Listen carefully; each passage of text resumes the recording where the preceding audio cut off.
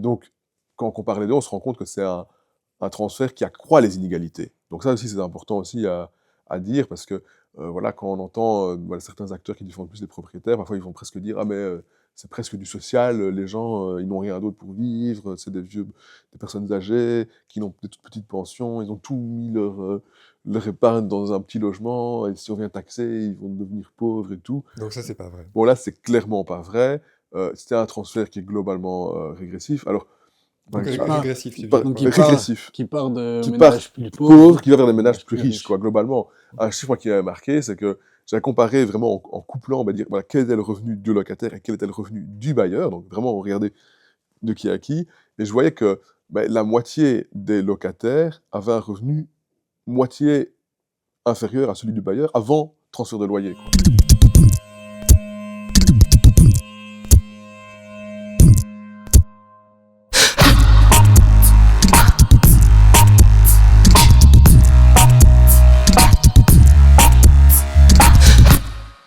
Alors, François et Hugo, bonjour. Bonjour. Alors, je vous présente rapidement. Donc, François, toi, tu es sociologue. Tu es membre de l'Observatoire des inégalités, mais tu es aussi par ailleurs chercheur à l'IWEPS. Donc, l'IWEPS, c'est l'Institut wallon de statistique, en gros. Hugo, toi, tu es économiste et géographe. Tu es chercheur à l'ULB. Alors, si on vous a invités tous les deux, c'est parce que vous avez fait pratiquement en même temps une recherche sur les propriétaires bailleurs et la structure de la propriété en Belgique. Donc, vos travaux sont accessibles publiquement. On mettra les liens en descriptif de la vidéo. Alors, c'est la première vidéo qu'on fait à l'Observatoire belge des inégalités, donc inégalité.be pour ceux qui ne connaissent pas. On a voulu la faire sur le logement parce que c'est une thématique importante et pleine d'enjeux. Alors, le droit, notamment, le droit au logement est consacré dans des textes de loi. Pourtant, ce droit n'est pas effectif dans les faits, donc des gens n'arrivent pas à se loger. Et il y a des grandes inégalités de logement, donc des gens qui ont des logements pourris, d'autres qui ont des logements de bonne qualité. Alors, pourquoi s'intéresser aux propriétaires bailleurs quand on parle de droit au logement ? Alors peut-être on peut d'abord définir ce que c'est un propriétaire bailleur. Donc ce sont les propriétaires qui mettent en location un logement habité par d'autres personnes qu'eux. C'est une bonne définition, ça. Alors pourquoi s'intéresser aux propriétaires bailleurs ? Parce qu'en Belgique, donc on est un pays de propriétaires. Il y a 60% des ménages qui sont propriétaires occupants, mais il n'empêche qu'il y a 25% des ménages en Belgique qui louent à un particulier, et donc il y a 33% des ménages qui sont contre les logements sociaux. Mais c'est hors de la discussion ici. Et c'est même 55% des ménages à Bruxelles. Donc ça veut dire que les conditions de logement de 25% des ménages en Belgique dépendent finalement d'un propriétaire bailleur et de ses décisions d'investissement, de rénover ou pas le logement. Donc on va aborder ces questions-là. Peut-être d'abord un préalable. Qui me semblait important, c'est que c'est la première fois que ce travail est fait, parce que c'était difficile d'avoir des données sur le logement. Et du coup, j'ai l'impression qu'il y avait quand même beaucoup de fantasmes, on verra après, sur la manière dont les choses se structurent en Belgique. Et donc ma première question, c'est comment on explique que c'était si difficile d'avoir des données sur le logement en Belgique. A priori, on peut se dire que c'est étonnant vu l'enjeu. Tout le monde doit se loger, quoi. Donc là, je vous laisse qui veut. Ben oui, à Bruxelles, il y a un observatoire des loyers. Et dans cet observatoire, c'est une enquête, ils interrogent que les locataires. Il y a jamais les propriétaires qui sont interrogés. En effet, jusqu'à les travaux de François, dans le census, il n'y avait pas dans les recensements statistiques, il n'y avait pas ces enquêtes auprès des propriétaires qui étaient vraiment détaillées. Et la base de données du cadastre, il se fait que, eh bien, au départ, elle n'est pas vraiment faite pour réaliser des traitements statistiques, hein. C'est une base de données qui a un objectif fiscal. Et voilà, l'État n'a jamais trouvé bon d'encourager des études sur ces questions-là. À mon avis, voilà, il y a le fait que c'est un sujet touchy, c'est la propriété privée qu'on vient investiguer, et c'est quelque chose d'un petit peu sacré. Ouais, moi, je dirais de manière générale, le fait qu'on dispose de statistiques sur des domaines, c'est lié à l'action de l'État, en fait. Moi, par exemple, avant, j'avais travaillé beaucoup sur le marché du travail, et je trouve que le contraste, il est extrêmement important, où, par exemple, j'avais travaillé sur l'enregistrement des baux, et j'avais pu estimer à la grosse souche qu'on avait à peu près en Belgique un bail sur deux seulement qui était enregistré, mais on a quand même beaucoup plus qu'un contrat sur deux qui est enregistré à l'ONSS. On se rend compte que le logement, il y a beaucoup moins d'action de l'État, beaucoup moins d'encadrement. Voilà, il n'y a pas vraiment enfin, il y a pas voilà, il y a une sécurité sociale au niveau de l'État. L'État social est construit sur base du travail, la relation de travail, mais pas au niveau du logement. Donc, au niveau du marché locatif, c'est très très fort.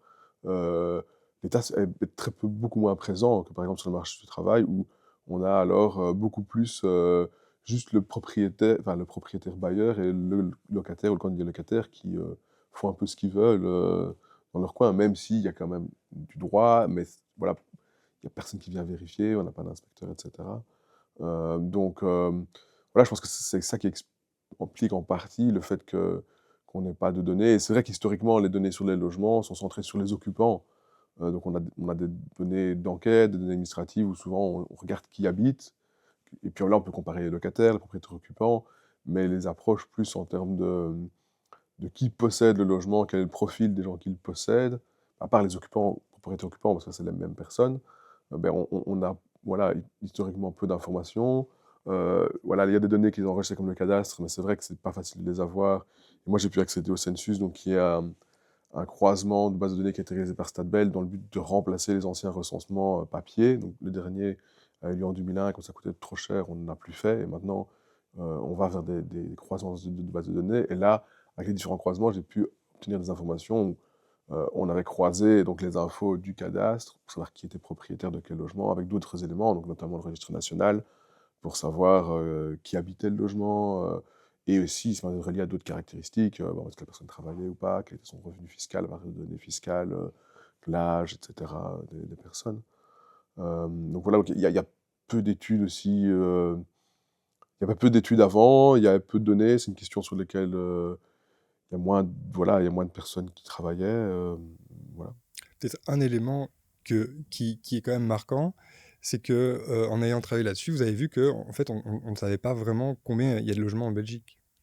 Il y a encore une incertitude à ce sujet. Oui, il y a une grosse incertitude sur le nombre de logements. En fait, au cadastre, c'est une donnée qui est présente, mais Peut-être un peu expliquer rapidement ce que c'est le cadastre. donc, le cadastre, c'est une grande base de données où il y a tout ce qui est possédé par toutes les personnes physiques ou morales, ou entreprises ou individus en Belgique. Et donc, sur une parcelle cadastrale, il peut y avoir un ou plusieurs logements. C'est pas une information essentielle parce que ce qui est important dans la base de données du cadastre, c'est le revenu cadastral, c'est ce que l'État pense que la personne qui possède cette parcelle pourrait gagner si elle la mettait en location, moins des frais d'entretien. Et c'est ça qu'ils vont utiliser pour après mettre en place de la fiscalité.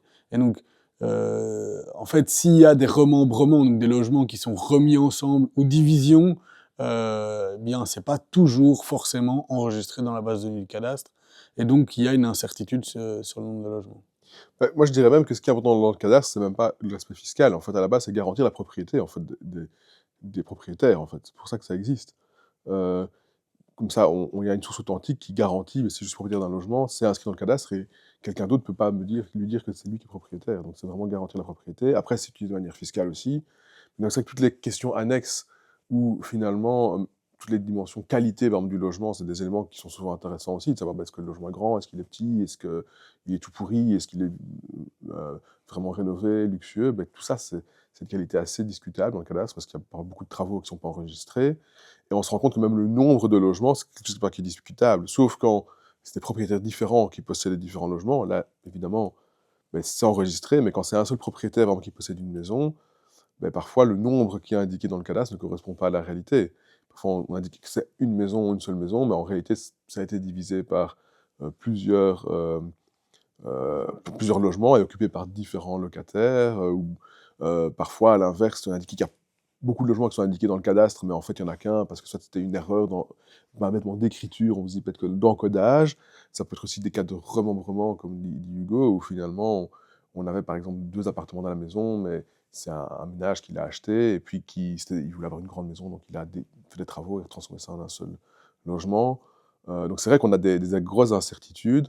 Par exemple, elles viennent du census où les, les différents croisements, donc Registre national cadastre, ils se sont rendus compte qu'il y avait des situations voilà, où personne n'était domicilié dans le logement. Alors là, c'est un peu compliqué de savoir, est-ce que c'est vraiment un logement qui est vide ou est-ce que c'est un logement qui est occupé par des gens qui s'y domicilient pas? Il y en a beaucoup, en fait, hein, quand même. Ça peut être des sans-papiers, ça peut être des étudiants, ça peut être des jeunes qui sont encore domiciliés chez leurs parents parce qu'ils sont juste en coloc ou quoi. Ça peut être aussi un logement qui est en travaux, ça peut être des secondes résidences. Il y a des communes où on voit beaucoup, par exemple à la Côte, dans les Ardennes, ça peut être des Airbnb, des gîtes, ça peut être aussi des logements qui sont peut-être pas occupés, mais pas nécessairement occupables, hein, donc au-dessus d'un commerce où il n'y a pas d'accès direct. Donc il y a plein de situations très compliquées, mais il y a beaucoup de logements vides, donc on ne sait pas trop ce que c'est. Bon, quand quelqu'un est domicilié, on imagine que c'est un logement. Et même quand quelqu'un est domicilié, ça va, c'est plus compliqué aussi, parce que parfois, on a un logement en cadastre, mais on a par exemple 4 ménages qui sont domiciliés dedans. Qu'est-ce que ça veut dire? Est-ce que c'est temporaire? Est-ce que c'est une coloc avec des ménages différents inscrits à la commune? Est-ce qu'en fait, c'est des logements différents qui ont été divisés, mais ça n'a pas été acté au cadastre? Et donc c'est vrai qu'on se rend compte que même l'unité même, elle est extrêmement compliquée. Savoir combien il y a de logements en Belgique, c'est compliqué. Ça dépend aussi peut-être presque de la définition d'un logement. Est-ce que quand on a des cotes, est-ce que c'est un logement par cote? Est-ce que c'est...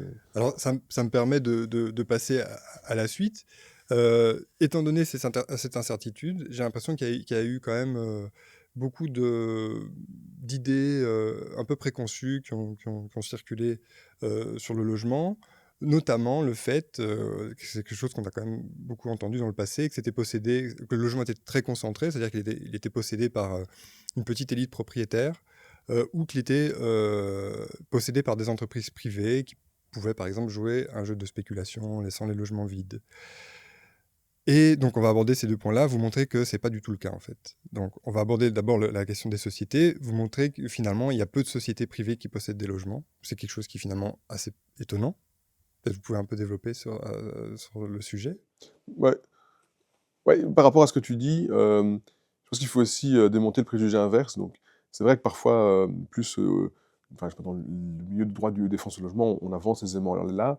Mais à l'inverse, quand on écoute par exemple les défenseurs des propriétaires, eux, ils vont amener l'image inverse d'un propriétaire pauvre. Mais ça on va l'aborder après. Oui, oui, mais donc il faut aussi Ouais. démontrer finalement les deux, peut-être les deux visions différentes, quoi. Il n'y a pas que la vision d'une grande propriété qui est soutenue par des acteurs, quoi, en termes de préjugés. Donc il y a très peu de sociétés, effectivement. Donc on regarde les sociétés qui possèdent du logement, c'est surtout les sociétés de logement social. Et alors les autres, c'est aussi plus compliqué. On a quelques sociétés immobilières vraiment de locatifs qui possèdent, voilà, qui ont vraiment leur activité, c'est visiblement ça. On a par exemple des sociétés de construction aussi qui possèdent du logement, là c'est peut-être aussi temporaire, elles ont construit un logement, elles sont en attente de le vendre. Et puis on a aussi des éléments parfois plus étonnants, où des sociétés qui ont d'autres activités. Et là aussi, on ne sait pas trop ce que c'est. Ça peut être du logement aussi qui est temporairement, donc qui peut être acquis par une société dans le but de transformer en autre chose. Donc, par exemple, elle acquiert un immeuble qu'elle veut transformer en entrepôt. Et il y a des locataires pour le moment et elle le garde en attendant de faire des transformations. Ou Ça peut être des bureaux aussi. ça peut être Des logements utilisés comme des bureaux, et donc dans la base de données, ils vont apparaître comme des logements, mais en fait, ce sont des bureaux. Oui, mais ça, c'est quand il n'y a personne qui est domicilié dedans, quoi. Ouais. Mais il y a ça aussi. Juste Et pour donner un ordre de grandeur, il y a combien de logements qui sont possédés, quelle est la proportion de logements qui sont possédés par des entreprises? À Bruxelles, c'est une dizaine de pourcents qui sont possédés par des entreprises. Et si on prend les entreprises qui en possèdent plus de 20, on est à moins de 2%. Et en Wallonie, c'est même moins, je pense. je pense que c'était moins, c'est genre de quelques pourcentages. Je vous regarde dans le rapport, j'ai pas le chiffre en tête, mais je pense qu'on est à moins de 5%. Après, c'est un peu compliqué aussi de savoir ce que c'est, parce que la manière dont aussi on définit les logements, et les logements vraiment loués aussi, on pourrait avoir des logements de fonction qui sont compris là-dedans. Parce que, en fait, on a défini, supposé qu'il y avait un bail quand la personne qui habite le logement ne le possède pas, même partiellement, même indirectement à travers une société. Mais par exemple, si c'est un logement de fonction, alors là, ça peut être considéré aussi, c'est pas très fréquent non plus, mais ça existe quand même. Donc, les logements possédés par des entreprises vraiment privées, Non, on est dans quelques pourcentages. On est moins de 10% en Belgique, on est clairement moins de 10%. On est En Wallonie, j'ai l'impression que tu disais que c'était 2-3%. 3-4%, un truc comme Ouais, ça. de mémoire, c'est ça, j'ai Ce qui l'impression. est assez faible, en fait.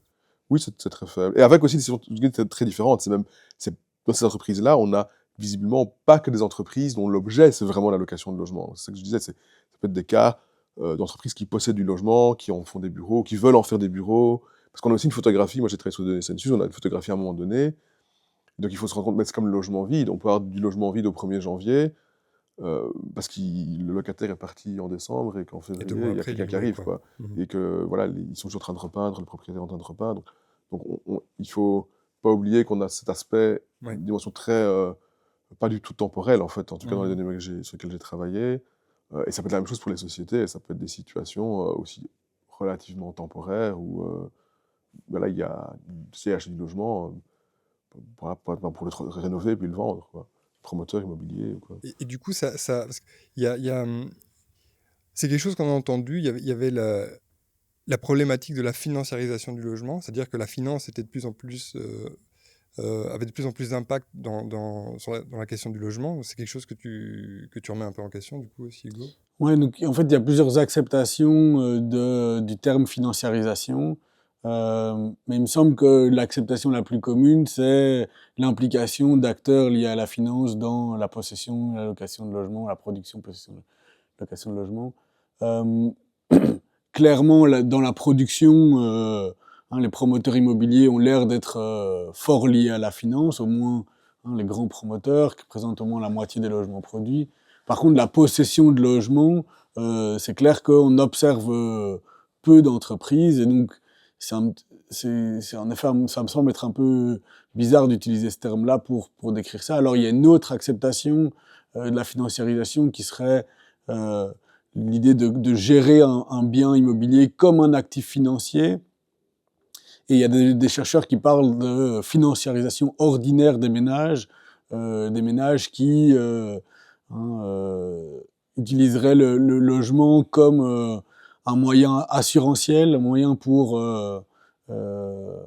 de garantir leurs revenus, leur situation sociale dans un contexte où les pensions ont plutôt tendance à diminuer, il y a des incertitudes sur la sécurité sociale, etc. Et donc, en fait, un moyen pour les classes moyennes, intermédiaires et supérieures de maintenir leur niveau de vie.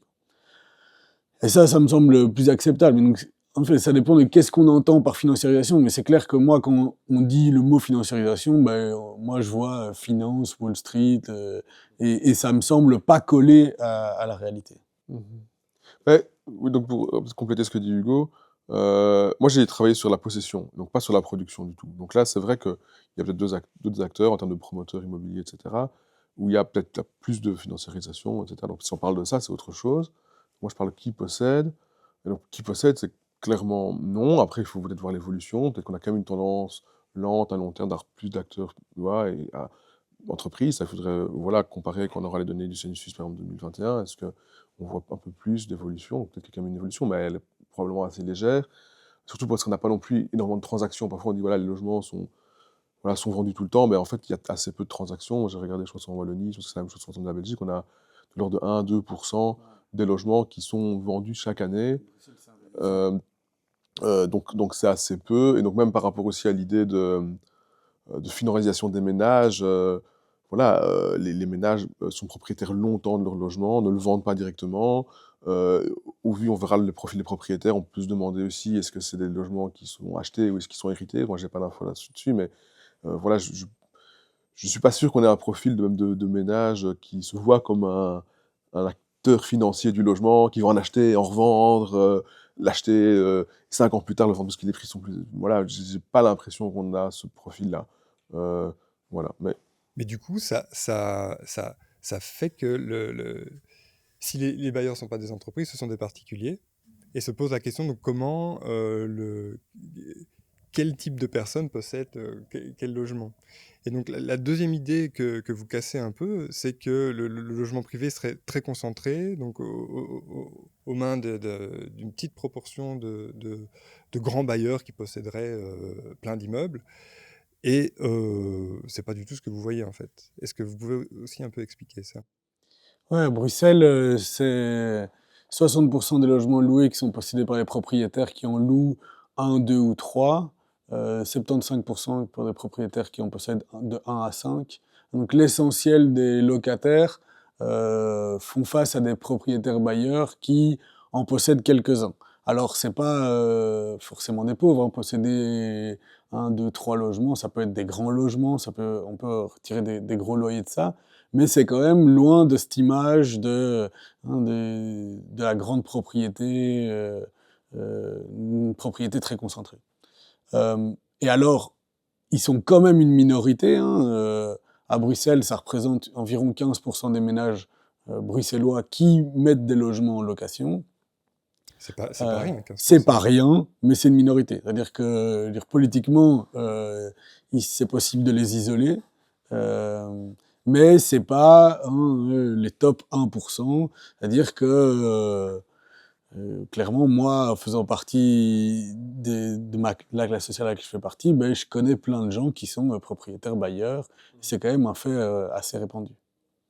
Donc toi, François, tu montrais que en Belgique, c'est un ménage sur 8 qui est bailleur, quoi. Oui, donc on a un peu plus de 10% en fait des ménages qui sont bailleurs. Voilà, donc ça c'est aussi c'est pas négligeable comme c'est voilà pas négligeable comme classe sociale et ça implique qu'on a une pauvreté qui est plus diluée et puisqu'on a voilà la situation la plus typique c'est des ménages qui mettent en location un logement où on a à peu près je crois 40% en Belgique des logements loués dont le propriétaire est un particulier qui ont un propriétaire qui ne possède que enfin, qui ne met en location que ce logement-là. Donc souvent il possède aussi le logement où il habite hein, donc Donc en fait, il la y a à peu plupart des bailleurs ont juste un logement en plus. oui, la plupart des bailleurs ont juste un logement en plus, ou deux, parce que voilà, si on va prendre le médian, donc au niveau des logements, le médian des logements loués, c'est deux. Donc c'est-à-dire, il y a, donc souvent c'est un, deux, et quand on monte à des logements qui sont possédés par vraiment des très gros bailleurs, je sais pas, 50 logements et plus, des trucs comme ça, c'est vraiment une petite minorité. Donc on a plutôt des petits, voilà, des petits bailleurs. Alors, ce terme est peut-être pas top parce que petit bailleur, c'est-à-dire que c'est pas très concentré, mais comme l'a dit Hugo, c'est pas nécessairement des pauvres. Souvent, au niveau du patrimoine, ils ont quand même aussi, dans 90% des cas, ils sont aussi propriétaires de leur logement, donc ils ont quand même deux logements. Alors, deux logements, c'est pas rien non plus. Même trois logements, c'est pas rien. Quatre logements, c'est encore moins rien. Donc, c'est quand même, voilà, voilà, du point de vue patrimoine, ils sont pas pauvres non plus, quoi. Mais c'est vrai qu'on est peut-être si on doit bon, c'est très diversifié aussi, hein, on peut regarder, j'ai croisé les revenus, des éléments comme ça, mais on va en parler un peu après, mais voilà, si on doit relier ça à un imaginaire de classe sociale et tout, on n'est pas du tout dans un imaginaire des 1%, de milliardaires, de millionnaires, et cetera. On est plutôt dans voilà, une classe moyenne supérieure, quoi, finalement. Et c'est vrai que moi, je connais finalement quand même beaucoup de gens, voilà, qui sont bailleurs, en fait. Voilà, quand... Mhm. Mais beaucoup de gens, je pense, connaissent dans leur entourage des gens qui sont bailleurs. Ça rappelle que c'est pas si rare, quoi. Oui, je connais pas, je pense pas que je connais des gens millionnaires, des chefs d'entreprise, qui possèdent des entreprises énormes, etc. Ça, je connais pas, mais des bailleurs, j'en connais quand même plusieurs. Ouais.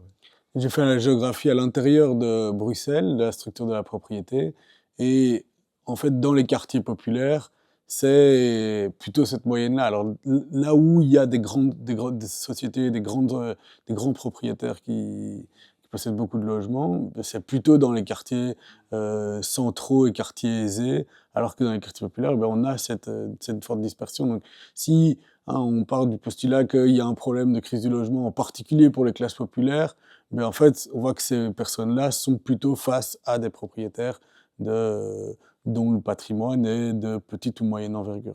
Mhm. Et donc, Moi, j'avais regardé aussi au niveau belge, où étaient finalement un peu les bailleurs, et c'est vrai que c'est beaucoup plus uniformément réparti, en fait. Bon, on a un peu moins, quand même, dans les centres-villes qui sont plus pauvres, mais en général, parce qu'en Belgique, voilà, la pauvreté est plus concentrée dans les zones urbaines. Mais la différence, elle n'est pas si importante que ça. Bon, la carte du chômage est beaucoup plus polarisante structurellement, géographiquement, que la carte des bailleurs, en fait. mhm.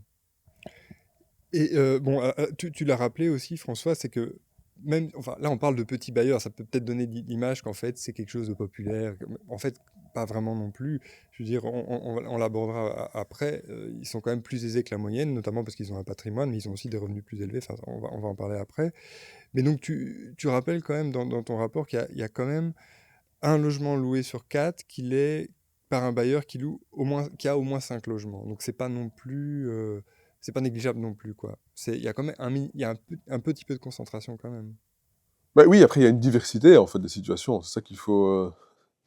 c'est très divers, en fait, les bailleurs. C'est ça, moi, c'était aussi une conclusion de mes analyses, c'est que parfois on essaie de dire ouais, qui est le profil type du bailleur, mais en fait il y en a plusieurs. C'est vrai que à côté de peut-être voilà, ce petit bailleur entre guillemets, voilà, on a quand même des logements avec quand même une concentration aussi de personnes qui possèdent plusieurs logements. Après ça peut être des sections différentes, ça peut être un immeuble, c'est une maison qui possède qui est divisée en 5 logements, voilà, il possède la maison, il possède 5 logements. Euh, mais c'est vrai que je dirais la situation voilà, elle est aussi très diverses en fait entre les différents bailleurs, quoi. Il y a des bailleurs très différents et c'est vrai aussi sur les revenus, mais on va en parler après peut-être. Ben, on va en parler directement. Ce qui est assez incroyable dans ce que tu as fait, c'est que tu as pu analyser cette question de la propriété en lien avec les revenus, parce que tu avais les revenus des bailleurs. Alors peut-être euh, juste une petite explication, tu avais accès aux revenus fiscaux, c'est-à-dire les revenus qui sont imposables, et donc tu n'avais pas les loyers, par exemple. Oui, donc en fait, ce que j'avais, c'était les revenus. Bon, depuis lors, Stadbel a développé d'autres concepts de revenus où ils ont croisé encore plus de sources, mais ici, c'était les revenus du census qui sont essentiellement les revenus fiscaux. Voilà, il y a peut-être deux, trois autres éléments qui ont été rajoutés, mais c'est pas. Donc, oui, donc il y a quand même des limites parce qu'il y a quand même beaucoup de revenus qui ne sont pas dedans, notamment les loyers, ça c'est clair. Donc ça, c'est vraiment les revenus hors loyer, mais il y en a aussi certains revenus aisés, comme à Bruxelles, c'est plus important, comme les revenus des fonctionnaires internationaux qui ne sont pas connus, etc. Euh, et donc là, si on regardait les revenus avant loyer, donc c'est intéressant parce que c'est avant loyer, mais tant pour les bailleurs, mais aussi pour les locataires, parce que c'est aussi le revenu des locataires. On voit finalement que les revenus des bailleurs avant loyer, ils sont aussi divers que dans la population générale, en fait. Donc c'est vraiment presque la même courbe de revenus. C'était vraiment très marquant. C'est parce que je m'attendais à avoir des revenus plus élevés, en fait, mais ce n'était pas le cas. Alors, bon, ce que ça peut peut-être faire comme hypothèse aussi, c'est peut-être que finalement, c'est assez indépendant du revenu du travail. Peut-être que le fait d'être bailleur provient plus de l'héritage, en fait, et moins du fait de pouvoir accumuler, je dirais, un patrimoine sur base de son travail, parce qu'on a un salaire élevé, et du coup, on peut acheter des logements en plus qu'on met en location. Peut-être que c'est juste, voilà, on a hérité d'un logement de ses parents, et on le met en location, voilà, parce qu'on a déjà son logement à soi. Ça, je sais pas, hein, c'est des hypothèses, mais je trouvais que c'était quand même marquant. Donc c'est vraiment cette similarité. Alors, c'est un revenu hors loyer, parce que si on essaie d'avoir des sources de revenus avec les loyers, donc ça, c'est pas des choses dans le rapport, mais j'avais regardé des données d'enquête, moi j'avais regardé quelle était la situation des ménages qui déclaraient percevoir un loyer dans une enquête, c'est l'enquête Silk, et je voyais par exemple qu'en termes d'indicateurs de niveau de vie, notamment l'indicateur est-ce que les personnes ont une épargne suffisante de au moins 1300 € pour faire face à une dépense imprévue, parmi les bailleurs, c'était presque, je crois, 1 ou 2% seulement des gens qui disaient avoir un problème, alors que dans l'ensemble de la population wallonne, on est plutôt à l'ordre de 30%, quoi. Donc là, ça montre aussi que c'est pas non plus des gens qui ont la cour de cou, qui sont pauvres. Euh, donc, par contre, les locataires sont beaucoup plus pauvres que les bailleurs. Donc là, c'était intéressant de voir quand quand on compare les locataires et les bailleurs, mais voilà, autant les bailleurs avant percevoir du loyer, c'est une situation assez similaire. Donc c'est souvent surtout les revenus en fait du travail et la sécurité sociale avant perception du loyer, c'est ça. C'est une situation similaire à l'ensemble de la population, de même âge, parce qu'il y a quand même un effet d'âge. Donc voilà, les bailleurs sont un peu plus âgés quand même. On a peu d'enfants qui sont bailleurs ou de jeunes qui ont 25 ans qui sont bailleurs, c'est assez rare. Euh, mais donc, si on compare, donc là, il y a peu de différence entre les bailleurs et la population générale. Par contre, les locataires, c'est beaucoup plus circonscrit à des populations beaucoup plus pauvres en termes de revenus. Probablement que les locataires, c'est voilà, des personnes qui n'ont pas les moyens de devenir propriétaires, en fait. Ça, c'est simplement ça, principalement. Et donc, quand on compare les deux, on se rend compte que c'est un transfert qui accroît les inégalités. Donc ça aussi, c'est important aussi à dire, parce que voilà, quand on entend voilà, certains acteurs qui défendent plus les propriétaires, parfois ils vont presque dire « Ah, mais c'est presque du social, les gens, ils n'ont rien d'autre pour vivre, c'est des personnes âgées qui n'ont des toutes petites pensions, ils ont tout mis leur épargne dans un petit logement, et si on vient taxer, ils vont devenir pauvres et tout. » Donc ça, c'est pas vrai. Bon, là, c'est clairement pas vrai. C'était un transfert qui est globalement régressif. Alors, Donc Qui part, régressif, tu veux dire, donc quoi. régressif, qui part de qui part ménages plus pauvre, qui va vers des ménages ménages plus riches, quoi, riches. globalement. Un chiffre moi, qui m'a marqué, c'est que j'ai comparé vraiment en couplant, on va dire, voilà, quel était le revenu du locataire et quel était le revenu du bailleur. Donc vraiment, on regardait de qui à qui. Et je voyais que la moitié des locataires avaient un revenu moitié inférieur à celui du bailleur avant transfert de loyer, quoi. Alors, Donc avant transfert de loyer, ça veut dire qu'après avant que le bailleur perçoive le loyer, mais avant que le locataire le paye aussi. Mhm. Voilà, donc c'était vraiment regarder au niveau de revenus, voilà, essentiellement le revenu fiscal, donc essentiellement le revenu du marché du Donc, travail, si je comprends bien, les locataires sont, la moitié d'entre eux est 2 fois plus pauvre, pauvre que les propriétaires avant avant d'avoir payé le loyer et Ok. l'autre avant d'avoir reçu le loyer. Bon, il y a deux nuances quand même à apporter c'est j'ai pris tout le monde, y compris des gens dont le revenu déclaré était nul. Ça peut être vrai pour les locataires, vrai pour les propriétaires. Ou là, ça peut être des situations où ils ont un revenu mais qui n'est pas déclaré. Je prends l'exemple des fonctionnaires européens. On peut en avoir chez bailleur, on peut aussi en avoir chez le locataire. Donc là, voilà, c'est peut-être à- un peu à limiter. Et puis, c'est le revenu global du ménage. Et on a aussi un effet taille de ménage. C'est-à-dire que les locataires sont plus pauvres. Et en Belgique, les plus pauvres, en général, sont des plus petits ménages. On a beaucoup d'isolés, des monoparentaux. Mais donc, on a un plus petit ménage. On a aussi, logiquement, des revenus plus faibles. On a aussi moins de besoins. Alors que les bailleurs, on a quand même plus de couples. Bon, là, il y a probablement une différence aussi à Bruxelles, où on a aussi des familles nombreuses plus pauvres à Bruxelles, ce qui est moins le cas dans l'ensemble de la Belgique. Mais les familles nombreuses sont particulièrement pauvres à Bruxelles. Mais en tout cas, donc, il y a aussi un effet à ce niveau-là. Mais donc le chiffre que je cite, qui est un peu choc, mais montre que globalement, c'est quand même vrai. On a quand même globalement, c'est quand même dans l'ensemble un transfert en moyenne de ménages plus pauvres vers des ménages qui ne sont pas nécessairement riches très forts à la base, mais qui sont quand même plus riches que les plus pauvres qui sont les locataires, quoi. On va, Hugo, tu as travaillé spécifiquement sur cette question-là, on va l'aborder après. Mais donc, toi, François, ça fait que tu parles donc tu analyses que en fait, les propriétaires bailleurs ont déjà un revenu, c'est-à-dire un salaire ou enfin, un revenu du travail ou une pension, et que donc le loyer, euh, tu appelles ça un supplément ou un bonus.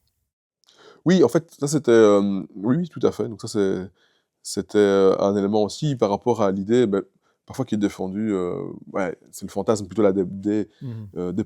je dirais des défenseurs des propriétaires plutôt que des défenseurs de nouveaux logements. C'est pas le fantasme d'une grande propriété, c'est le fantasme d'une petite propriété pauvre, ouais, je sais pas, il y a l'image de la veuve pensionnée qui n'a pris une toute petite pension, qui survit uniquement grâce au loyer qu'elle perçoit. En fait, on se rend compte que c'est pas vrai, que comme en fait c'est des petits bailleurs, c'est pas des gens dont le métier c'est d'être bailleur. C'est pas un métier d'être bailleur, c'est des gens qui ont un autre métier, et donc qui ont un autre revenu, qui ont un salaire, qui quand ils sont âgés ont une pension et voilà, qui en plus perçoivent un loyer. Et donc c'est vrai que moi je dis ce terme de bonus ou de supplément, à l'opposition de dire que c'est pas un complément et c'est pas un remplacement, donc ça vient pas remplacer, ça vient pas compléter. J'avais regardé même aussi, pas spécifiquement la question des propriétaires âgés, parce que c'est vrai qu'il y a toujours cette idée de remplacement d'une retraite. Parfois, enfin, je pense que c'est un terme que tu avais utilisé, Hugo, de quatrième pilier de pension. Parfois, c'est un terme qui est évoqué en disant c'est aussi une forme de pension. D'abord, la majorité des propriétaires ne sont pas en âge d'être en pension. Donc, on a à peu près, je dirais, un quart seulement des bailleurs qui sont après l'âge de la pension. Les trois quarts sont avant. Ce pas des jeunes, mais je crois que l'âge médian, on est à peu près à 55 ans des bailleurs. Si je ne me trompe pas, il faut vérifier dans le rapport, mais, mais c'est de cet ordre de grandeur-là. Euh, voilà, le loyer qui est perçu, il vient pas remplacer, il vient même pas compléter un revenu qui serait particulièrement faible. Alors, il y a des bailleurs qui ont des revenus faibles, comme je dis, c'est le revenu par rapport à la population générale, c'est le même revenu que les autres, mais il y a des gens qui sont pas bailleurs qui ont des revenus faibles aussi. Et donc, s'il y a des personnes qui ont des faibles pensions, et qu'il y a quelques bailleurs, on va dire, certains bailleurs qui ont des faibles pensions, mais c'est pour moi un problème du fait qu'il y a des personnes qui ont des faibles pensions, Oui. et que c'est pas une question qu'il faut dire qu'il faut garantir Mhm. à ces personnes-là à tout prix le versement de leur loyer parce que ça va les aider. Il faut se réfléchir comment faire pour que les gens qui ont des faibles pensions, y compris celles qui sont bailleurs, y compris celles qui ne sont pas bailleurs, aient peut-être une pension supérieure pour vivre dignement, quoi. C'est un élément intéressant aussi que tu soulignes, c'est que tu vois qu'en fait, il y a une surreprésentation parmi les bailleurs d'indépendants et de chefs d'entreprise. Donc ça marque aussi peut-être la situation socio-économique des bailleurs. Oui, donc on a, oui, oui, donc en fait, au niveau du revenu, on voit peu de différence. Au niveau des statuts, on a un peu plus de chefs d'entreprise et d'indépendants. Après, il y a peut-être une dimension de genre, parce que quand c'est un couple marié, essentiellement, on a des infos sur l'homme et pas sur la femme. On sait qu'il y a plus d'indépendants qui sont hommes que femmes. Euh, mais c'est vrai qu'on voit un peu plus de surreprésentation. Après, ils ne constituent pas la majorité non plus, hein. Ce qu'on voit, c'est un peu comme une sous-représentation comme des chômeurs, par exemple, il y a quand même peu de bailleurs chômeurs. Mais sinon, la majorité sont quand même salariés ou pensionnés, plutôt qu'indépendants. Donc il y a quand même une surreprésentation, c'est vrai, des chefs d'entreprise, plus encore que des indépendants, aussi un peu des indépendants. Et on voit comme aussi une surreprésentation, c'est vrai qu'aussi, il y a un peu l'idée quand même de classe sociale supérieure, et pas vraiment, même s'il y a une grande diversité, donc ça, il ne faut vraiment pas du tout oublier qu'il y a quand même, tant en termes de revenus, tant en termes de statut, des personnes plus diplômées. Surtout si on contrôle le niveau de l'âge, parce qu'on sait que les bailleurs sont plus âgés, et que les personnes plus âgées sont moins diplômées que l'ensemble de la population. Mais ici, en contrôlant au niveau de l'âge, ils sont quand même plus diplômés globalement que ce qui devrait être, que la population d'ensemble de même âge, en fait. Et cette surreprésentation des indépendants, ça peut être aussi lié au fait qu'ils n'ont pas droit au même système de pension que les salariés, hein, parce qu'ils n'ont jamais cotisé pour ça. Et donc, c'est leur façon de créer leur pension. C'est une hypothèse, après il faut voir exactement, parce qu'on ne sait pas non plus comment ils ont accédé, etc. Moi, ce que je me disais aussi, c'est peut-être que il y a quand même peut-être un côté un peu entrepreneurial, et que finalement, un indépendant a peut-être plus l'habitude D'investir. d'investir, de gérer des choses, alors qu'un salarié, s'il investit, va peut-être plus, je sais pas, juste avoir des comptes d'épargne, de bons d'état, des trucs comme ça. Enfin, peut-être moins de gérer, c'est un peu quoi. Mais donc il y a une surreprésentation, mais c'est pas non plus. Ça ne devient pas la majorité. Il y a quand même une majorité de salariés en Belgique, il y a peut-être 10% à peu près des travailleurs qui sont indépendants dans ce ordre de grandeur-là.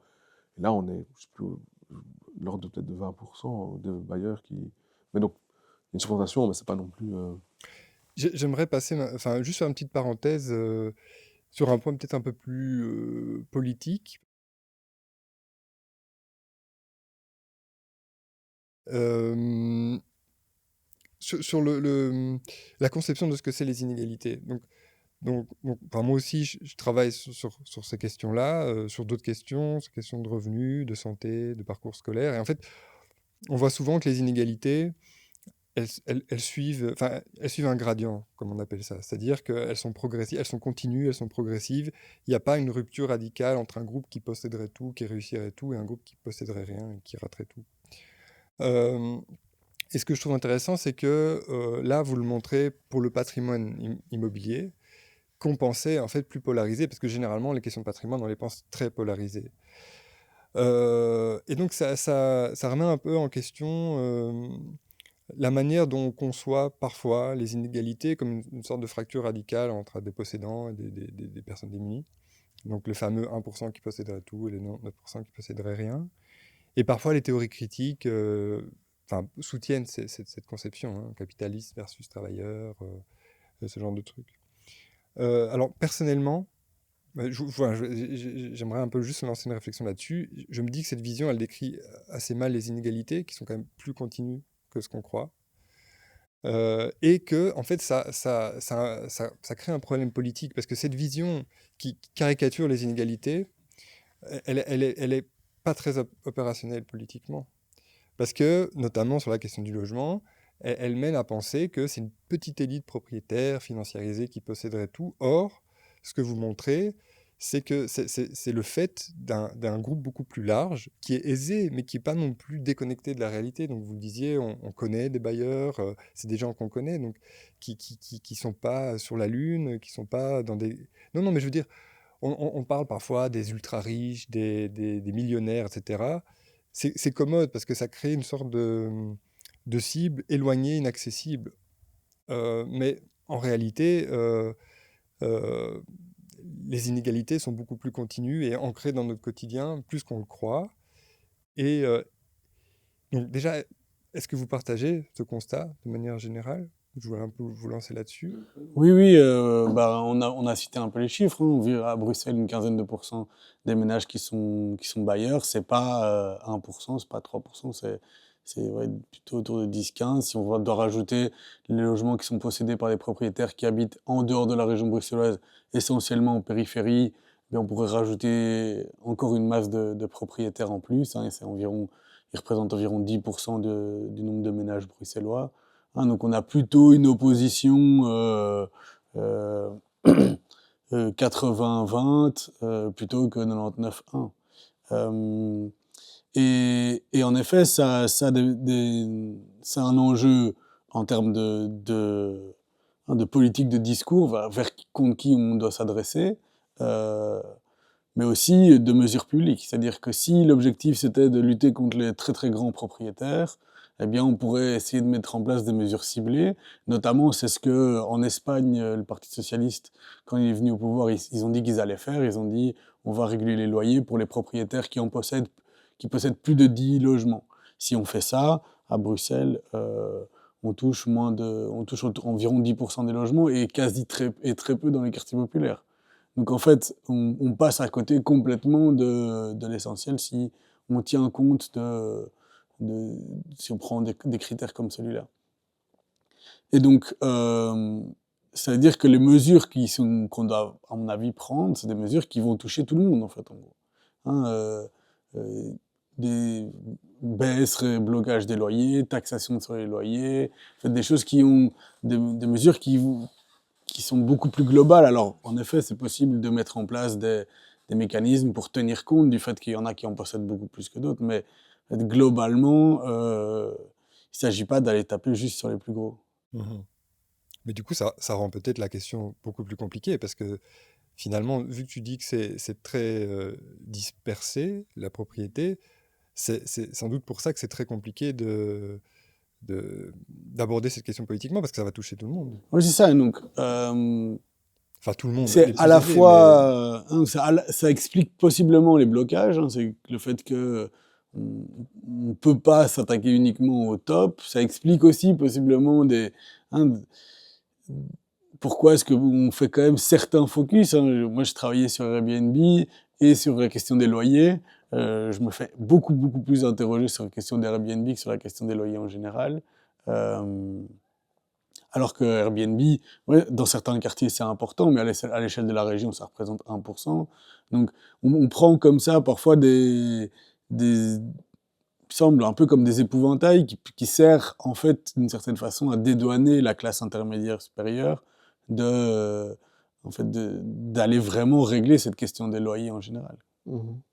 Bref, moi je trouve que c'est très important ce que tu disais sur cet aspect, voilà, que c'est plus large que les 1% les inégalités. Moi, ça me enfin, cette recherche, personnellement, m'a fait réfléchir beaucoup à cette question-là et renforcer une idée que les inégalités, c'est pas juste entre les très riches et les très pauvres. Et c'est que souvent, dans le discours politique, dans le discours médiatique, dans les conceptions même politiques, on travaille en catégories bien cloisonnées. Même, par exemple, pour la pauvreté, c'est la même chose aussi. On dit, ah, il y a les pauvres, et puis il y a les, je sais pas, il y a les autres, et puis il y a la classe moyenne, et puis il y a les très riches. Et souvent, pour les inégalités, ben, soit on s'adresse vraiment aux très pauvres, ou soit vraiment aux très riches en disant, ben, voilà, c'est aux millionnaires qu'il faut taxer, faire des taxes sur le grand patrimoine, et sans se rendre compte que les inégalités, c'est aussi entre la classe moyenne supérieure et peut-être les classes populaires aussi, quoi. Et donc, c'est plus large que... et c'est vrai que si on veut réduire les inégalités, je pense qu'il faut agir sur l'ensemble d'une distribution qui est continue. C'est la même chose avec je sais pas, le financement de l'État, la crise sociale, on peut pas tout financer juste en disant on va juste taxer les 1% les plus riches et on va financer les pensions, les salaires des profs avec ça. Je pense qu'il faut continuer aussi à, bon, bah, à taxer les classes moyennes supérieures, quoi. Ça, c'est des éléments... c'est des discours qui, politiquement, on n'entend personne, quoi. Ouais. Enfin, on ne dit pas ce qu'il faut taxer, c'est les médecins et les profs du NIF ou les petits chefs d'entreprise. C'est des trucs personne ne dit ça, quoi. Alors que je pense que si on veut... voilà, si on veut avoir une politique qui est plus redistributive, ben, ce profil-là est aussi un profil aisé. Moi, quelque chose que je disais, c'est que finalement, ben, une classe moyenne supérieure, c'est quand même une classe supérieure, même si c'est une classe moyenne supérieure. Donc je pense qu'il faut réfléchir à de manière voilà, plus continue. Alors le côté plus continu ne doit pas non plus nous oublier qu'il y a aussi des rapports sociaux. Parce que parfois, on a l'impression, c'est une vision peut-être parfois plus marxiste qui caricature en disant, mais voilà, il y a les capitalistes et puis il y a les travailleurs, et finalement les uns exploitent les autres, et ce qu'on voit ici dit que c'est plus continu. On pourrait dire, ah mais donc il n'y a plus finalement des capitalistes et des travailleurs, c'est juste des écarts, plutôt une approche en termes de stratification sociale. Voilà, moi on montre aussi quand même qu'il y a quand même des transferts qu'on pourrait conceptualiser selon un rapport d'exploitation par exemple, etc. Et c'est pas parce que c'est plus continu qu'il n'y a pas ce rapport social de domination, de dominer-dominant. C'est vrai pour le marché du travail aussi, en fait, hein, où, voilà, dans l'imaginaire marxiste du capitaliste ou du rentier, etc., en fait, ça correspond plus à la réalité. En fait, les classes les plus dominantes, ben, ils sont aussi salariés, hein. Les gens qui sont, voilà, qui sont actionnaires, en général, sont aussi, directeurs général, et ça, ce sont des salariés aussi. Donc il faut pas, voilà, c'est pas parce que c'est continu qu'il y a plus le rapport social. Mais c'est compliqué contextuellement. Mais ça permet de faire la transition parfaite avec la question de la rente que toi tu as abordée, Hugo. Alors peut-être pour le faire comprendre, je suis parti du discours du syndicat national des propriétaires. Et donc, eux, ce qu'ils défendent, c'est que l'intérêt financier du propriétaire, parce qu'ils reconnaissent très bien que acheter un logement et être bailleur, ça a un intérêt financier pour eux. C'est un profit. Ça, il n'y a pas de problème, ils le reconnaissent. Mais il y a l'idée que c'est convergent avec l'intérêt du locataire d'être logé. Et notamment, ils disent il faut que ça soit un bon investissement pour le bailleur, parce que comme ça, ils mettent beaucoup de biens sur le marché, donc ils sont disponibles, donc il n'y a pas de rétention, ils ne le gardent pas pour faire autre chose, et ils font les travaux nécessaires au bon entretien du logement. Donc ils mettent des logements de bonne qualité. Et donc toi, Hugo, tu renverses complètement le raisonnement, et donc tu emploies un concept qui est assez fort pour qualifier les propriétaires. Est-ce que tu peux un peu expliquer ça? Ouais, donc je reprends à David Ricardo, hein, donc, qui est un économiste plutôt classé et classique, hein, défense de la bourgeoisie industrielle, le terme de parasite que lui il prend et qui pour qualifier les propriétaires à l'époque les propriétaires fonciers. Donc en fait à son époque, hein, donc milieu du 19e, enfin, début du 19e, pardon, il y a un débat en Angleterre autour des Corn Laws, qui est une loi pour limiter l'importation du blé américain vers l'Angleterre. Et en gros deux classes qui s'opposent. Les capitalistes industriels, hein, dont Ricardo est le défenseur, qui veulent qu'il y ait du blé qui puisse arriver en Angleterre pour pouvoir payer moins cher leurs travailleurs. Et il y a les aristocrates qui possèdent la terre en Angleterre, qui veulent pas qu'il y ait le blé américain qui vienne pour continuer à avoir des prix du blé élevés et se garantir des revenus élevés. Et Ricardo, de cette façon, insulte les propriétaires en disant « mais vous ne faites rien, vous ne servez à rien dans la production, vous êtes des parasites, vous tirez un revenu sans rien faire ». Et c'est une idée qui est même ensuite reprise par Marx, hein, où il reconnaît aux capitalistes, hein, bien que ce soit bien des exploiteurs, qui sont actifs dans la production. Et donc, en effet, on peut revenir au rapport social qu'il y a entre les locataires et les propriétaires et se demander, en fin de compte, dans ce rapport social, à quoi servent les propriétaires, quelle est leur contribution. Et donc, on a mené des études dans ce cadre-là. J'ai suivi les travaux d'une mémorante, Margot Dior, qui a analysé quels étaient les frais des propriétaires pour mettre les logements en location, et en particulier quels sont leurs frais d'entretien. Et elle montre que les frais d'entretien, ça représente environ 10% des loyers. Moi, j'avais dans ma thèse analysé l'ampleur de la taxation. Alors, on y reviendra, mais la taxation est très inégale, mais en moyenne, on est plutôt autour de 25%. Hein, donc, on a à la grosse louche 40% du loyer qui sont des frais pour le propriétaire, et c'est environ 60% qui va directement dans sa poche, qui lui permettent d'acheter le logement, et donc à la fin d'être s'être enrichi et d'être complètement propriétaire du logement, ou d'augmenter son niveau de vie grâce à ses revenus. Ah, donc, si on pense en termes de rapport social, hein, quelle quantité de travail, et si on prend cette intuition chez Marx de quelle quantité de travail les locataires mettent à disposition pour avoir le logement, hein, donc combien de temps ils doivent travailler pour payer leur loyer, hein, et que dans les enquêtes SILC, on avait, hein, que pour les 25% les plus pauvres, les loyers, ça représente environ 40% de leur budget, donc c'est possiblement une semaine et demie, hein, qu'en fait on travaille.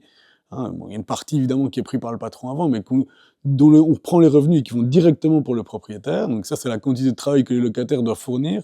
Et quelle quantité de travail les propriétaires, eux, mettent à disposition? Eh bien, en fait, on se rend compte que c'est finalement que quelques jours sur le mois. Et donc, C'est pour ça qu'il me semble qu'on peut qualifier que c'est une exploitation indirecte, que les propriétaires exploitent les locataires de façon indirecte, pas directement parce que c'est pas directement dans un processus de travail, mais qu'en fin de compte, quand même, ils s'approprient une partie du travail de leurs locataires. Et donc, est-ce que ça veut dire que simplement la rente est un problème dans l'accès par tous à un logement Ouais, c'est clair accessible? que c'est le frein. C'est-à-dire que si les propriétaires renonçaient à tirer cette rente, eh bien, on pourrait avoir des logements beaucoup moins chers, on pourrait plus facilement les socialiser.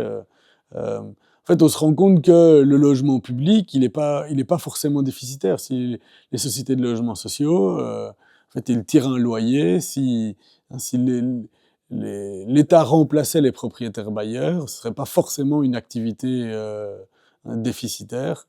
Euh, et donc, voilà, là, on a un système où on permet à une minorité, alors c'est pas une ultra-minorité, mais c'est une minorité quand même, de s'enrichir sur le dos des autres. Donc, pour bien comprendre, le système de la rente s'oppose d'une certaine manière au logement public qui, lui, ne donne pas lieu à cette rente, par exemple le logement social, Mhm. qui lui, ne génère pas de profit Mhm. et a pour but de donner accès à des prix raisonnables aux gens à un logement. Oui, il y avait un chercheur anglais qui avait montré qu'en 17 ans, la production d'un logement social était remboursée par les loyers. Alors c'est le genre de calcul que j'aimerais bien pouvoir faire sur Bruxelles, mais on entend souvent une musique qui dit que le logement social est très cher. Alors, il y a un accompagnement dans le logement social, il y a toute une série d'autres choses qui font qu'il y a des frais. Alors il faut aujourd'hui, en plus de ça, que ces dernières années, le logement social a été désinvesti, donc il s'agit de les rénover. Donc forcément, il y a des frais, mais à long terme, de ne plus rentrer, de ne plus laisser comme ça des propriétaires s'interposer entre le logement qui est un bien nécessaire et des locataires qui en ont besoin pour tirer une rente. Ben, à mon avis, c'est ce qu'on devrait faire. Alors, bon, le fait est qu'actuellement, une grande partie du parc locatif, il est privé. Donc, Ouais. il donne lieu à cette rente. Et qu'est-ce que tu imagines, toi, comme solution pour justement éviter que cette rente soit un problème dans l'accès au logement pour les gens qui n'ont pas accès, justement? Ce qu'on évoque souvent, c'est les blocages des loyers qui seraient une Ouais. nécessité, notamment dans les grandes villes où les loyers, et particulièrement à Bruxelles, où les loyers sont vraiment très très élevés. Et ça donne lieu, par exemple, comme tu disais, pour les plus pauvres qui doivent dépenser 40% de leurs revenus dans Pour le le logement. loyer. C'est complètement fou, en fait. Ouais. Mais donc, t'es assez critique par rapport à cette idée du blocage des loyers. Est-ce que tu peux Donc, expliquer je suis ça? pas assez critique. Je pense que c'est nécessaire, mais pas suffisant. C'est nécessaire parce que les loyers augmentent plus vite que les revenus en général. Donc, sur les statistiques qu'on a, c'est environ 20% au-delà des revenus sur une période de 10 ans. Pourquoi est-ce que je disais que c'est pas suffisant? Parce que si on bloque juste les loyers, ça va profiter à ceux qui ont surtout à ceux qui ont des loyers élevés. En gros, c'est les ménages plus aisés, parce qu'il y a une diversité des locataires malgré tout. On disait que les locataires sont en moyenne plus pauvres, mais il y a aussi des locataires plus aisés, Surtout à Bruxelles, ça surtout à Bruxelles, et qui auraient un intérêt à redistribuer ces loyers, c'est-à-dire à aller les taxer et faire en sorte qu'on puisse, à partir de cet argent, le mobiliser pour par exemple, créer des logements sociaux, socialiser des logements existants. Euh, mais c'est nécessaire de les bloquer parce que si on taxe juste les loyers, en fait, ça va retomber sur les locataires. Euh, ensuite, la droite le dit beaucoup. Quand tu dis ça va retomber sur le locataire, ils vont augmenter les prix. Ils vont augmenter les loyers. Mmh. Si on taxe, il y a quand même un risque de faire augmenter. Comme il y a un risque, quand on donne une allocation loyer généralisée, comme ce qu'il y a en France, que ça fasse augmenter les loyers. En France, d'autant plus que l'allocation loyer peut être directement versée sur le compte des propriétaires. Alors qu'en Belgique, en tout cas à Bruxelles, l'allocation de loyer qui a été mise en place, c'est moins de monde, et le propriétaire, en principe, n'est pas censé être au courant de si la personne le reçoit. Donc, les modalités jouent quand même un petit peu. Donc, les défenseurs des propriétaires disent, et quand même, à mon avis, un peu à juste titre, que bloquer les loyers peut amener à des effets pervers. Les effets pervers qui sont généralement annoncés, c'est une baisse du nombre de logements disponibles, c'est une baisse de l'entretien, c'est le fait qu'on va avoir des petits ménages dans des grands logements et des grands ménages dans des petits logements, qu'en gros on va perdre le signal prix pour la location des logements. Alors, qu'est-ce qu'on peut répondre par rapport à tout ça? D'une part, qu'aujourd'hui les logements sont très mal entretenus. Donc, le marché, manifestement, ne permet pas de fournir des logements en bon état. Ça n'empêche que... Ça veut dire que les bailleurs ne font pas les travaux nécessaires. Ne font pas les investissements.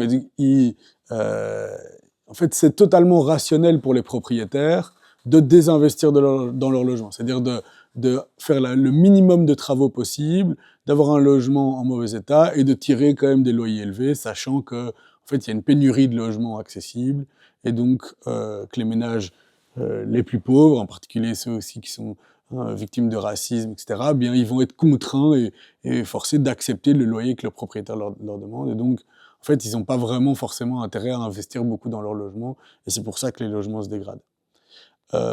Et donc, réguler les loyers, alors en effet, ça pourrait accentuer ce phénomène qu'on a pour le moment aujourd'hui. Dans tous les cas, donc on voit que le marché n'est pas capable de le faire, de fournir des logements en bon état. Et donc, il faut introduire un système de contrôle. Il faut que l'État intervienne pour contrôler l'état des logements. Et pas uniquement, et pas forcément sur les performances énergétiques. Ça peut être d'abord sur les conditions minimum de salubrité. Déjà, rien que ça. Par exemple, avec un permis de louer qui forcerait les propriétaires qui voudraient mettre un logement en location de rentrer dans une série de conditions de salubrité normale. Donc ça, c'est la question de l'état des logements. Il y a le fait des logements qui seraient trop grands pour certains et trop petits pour d'autres. Aujourd'hui, on voit que le marché est incapable de fournir des logements de bonne taille. On a et je pense que toi, tu as travaillé là-dessus, sur la suroccupation des logements de la part des ménages les plus pauvres et une sous-occupation des logements des ménages plus aisés. Oui, tout à fait, c'est ce qu'on voit. Oui. Donc, c'est clair. Et alors, on a un système quand même de taxation qui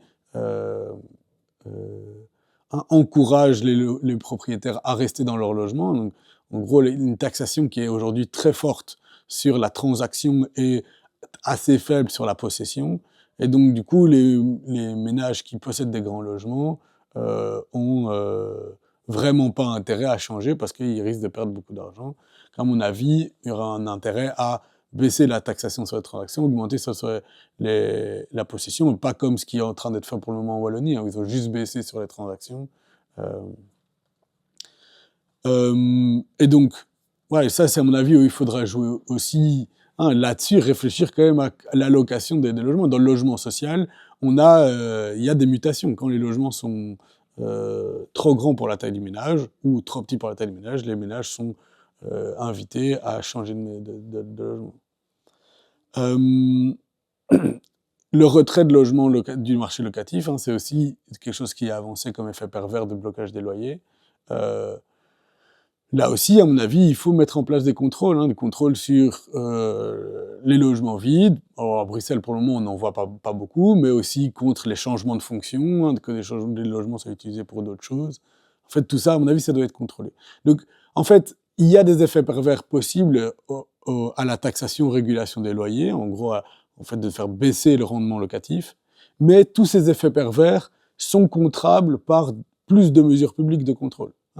C'est pas, ces effets pervers, à mon avis, ne sont pas un argument suffisant pour ne rien faire, mais à mon avis, il ne faut pas non plus ne pas les prendre en compte, mais il faut mettre en place des mesures pour les contrer.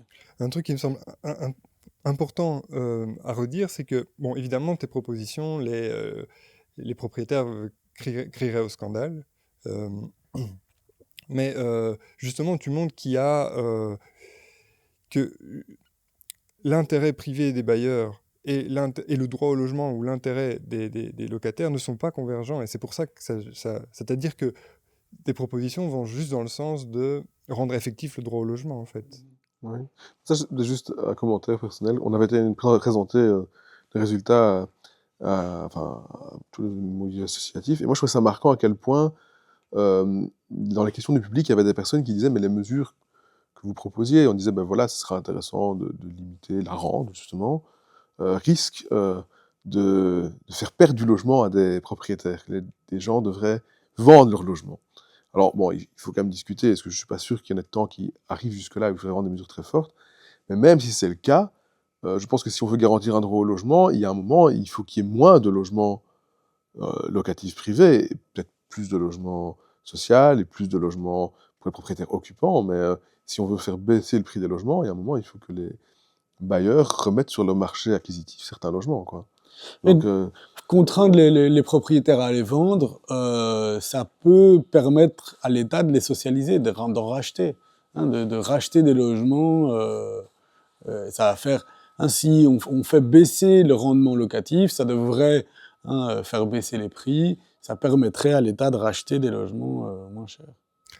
Parce que oui, c'est bien de rappeler qu'en fait, en Belgique, il y a très peu de logements sociaux. Oui, donc en Belgique, en tout cas à Bruxelles, on est en dessous des 7% de logements sociaux, hein, alors que pour le moment, je suis en séjour à Paris et ils sont autour de 20-25% de logements sociaux. En fait, ils ont des mécanismes de financement qui sont beaucoup plus développés pour la production de logements sociaux. Et en fait, même ces dernières années, ils ont vu la part de logements sociaux énormément augmenter, alors que chez nous, en fait, à Bruxelles, il y a un tel déficit de rénovation qu'en fait, les logements sociaux ont même pendant certaines années baissé parce que ils ont transformé des petits logements en plus grands sans en produire de nouveaux ou en produisant que très très peu. Euh, donc ouais, c'est clair que en fait, une alternative est possible et même pas très loin de chez nous, on a vraiment des possibilités de logement qui sont vraiment différentes. Alors, il y a aussi euh, la question de... Ah oui, ça me paraissait important de l'aborder aussi. Parfois, on entend qu'une des solutions, par exemple, notamment à la rétention, ça serait de réquisitionner les logements vides. Et alors, il y a quand même une idée qui a fortement circulé concernant le fait qu'il y aurait énormément de logements vides, notamment à Bruxelles. On entendait parfois des chiffres de 20 000 logements vides, voire 30 000. A priori, ça, c'est des choses qui sont des idées qui ont été cassées. Ouais, donc à Bruxelles, les chiffres étaient de 10 000, et puis 15 000, 20 000, 30 000, et en fait, se basaient sur aucune étude. Il y avait comme cette idée générale que c'était normal que le chiffre augmente, alors qu'il se basait sur rien. Et des collègues ici, à l'ULB, qui ont fait une enquête, ils ont croisé des données les bases de données du cadastre, où il y avait le nombre de logements, les bases de données de domiciliation, où il y avait le nombre de ménages inscrits, les compteurs d'eau, et ils arrivent en fin de compte à un chiffre qui est entre 450 et 9000 logements vides. Donc ils disent qu'on est plutôt autour des 5000 logements vides. À Bruxelles. Donc. À Bruxelles. Donc, pour donner un ordre de grandeur, il y a 550 000 logements vides.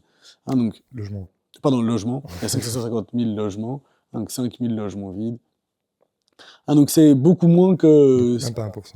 Ouais, c'est beaucoup moins que ce qui est généralement avancé. Et on a été faire un petit peu des enquêtes de terrain et on a vu les biais dont on a parlé tout à l'heure, c'est-à-dire on arrivait dans un logement, il y avait 3 logements au cadastre, il y avait 0 ménage et 7 compteurs d'eau. En fait, on arrive sur place, au rez-de-chaussée, il y a un commerce, donc, qui explique pourquoi il y a beaucoup de compteurs d'eau, et il y a 3 ménages de personnes qui sont non enregistrées et qui en fait même suroccupent le logement. Donc en fait, les logements sont pas du tout vides, alors que d'une certaine manière, on aurait pu en compter comme des logements vides. Et en fait, derrière le vide, on en a dit, il y a des logements, possiblement des logements en travaux, des petits de commerce, etc., etc. Et donc, en fait, ça n'apparaît pas comme une solution à court terme, en tout cas. Et la région a mis énormément de moyens dans la lutte contre le logement vide, notamment au travers des communes. Il y a des agents communaux qui sont engagés pour aller traquer les logements vides. Et leurs résultats sont beaucoup moins importants que ce qui était espéré, parce qu'en fait, il y en a beaucoup moins que ce qu'on pensait. Et donc, de nouveau, ça fait penser que la solution au problème réside dans le parc existant, et pas dans cette sorte de fantasme dont on parlait de l'élite, mais là on a aussi peut-être aussi un autre fantasme qui est cette manne de logements vides qui serait réquisitionnable facilement, mais en fait qui n'existe pas. Oui, donc à mon avis, il y a un moyen de jouer à la fois sur l'allocation des logements actuels en encourageant une meilleure allocation, en encourageant les petits ménages à aller habiter dans des plus petits logements, typiquement les personnes âgées qui, donc leurs enfants quittent la maison, de les encourager à aller habiter dans des logements plus petits. C'est clair que à mon avis, c'est quelque chose sur lequel il faut jouer, mais il y a aussi sur la production de logements, et en particulier de logements sociaux. Il y a des tensions sur plusieurs endroits, notamment avec des espaces verts, où ces logements vides sont toujours brandis comme la solution. À mon sens, on ne peut pas se passer de produire du logement social. Alors, je voulais aborder aussi une dernière question. Il y a la question de la contribution des bailleurs. Donc, il y a toujours l'idée aussi, pourquoi les bailleurs devraient contribuer. Ils ont un patrimoine, et d'autant plus, comme tu le montres, que ce patrimoine rapporte plus que ce qu'il coûte. On peut considérer qu'il est normal que ça donne lieu à une contribution qui soit redistribuée. Aujourd'hui, ça passe par le précompte immobilier. Alors, je pense que tout le monde n'est pas familier avec la logique du précompte immobilier. Peut-être que tu peux un peu réexpliquer comment ça marche? Donc, au cadastre, il y a ce qu'on appelle le revenu cadastral. C'est le loyer théorique que le cadastre estime. D'abord, ce loyer théorique est vraiment plus en adéquation avec ce qui se passe aujourd'hui. En fait, il date de données de 1975, donc il n'a plus été mis à jour depuis quasi 50 ans. Et puis, on enlève une partie pour l'entretien, on enlève 40% de ce loyer théorique pour l'entretien, alors que, je citais les travaux de Margot Dior récemment, qui a montré que c'était plutôt autour des 10% du loyer qui sert pour l'entretien. Et ensuite, est imposé. Donc ce revenu cadastral est imposé.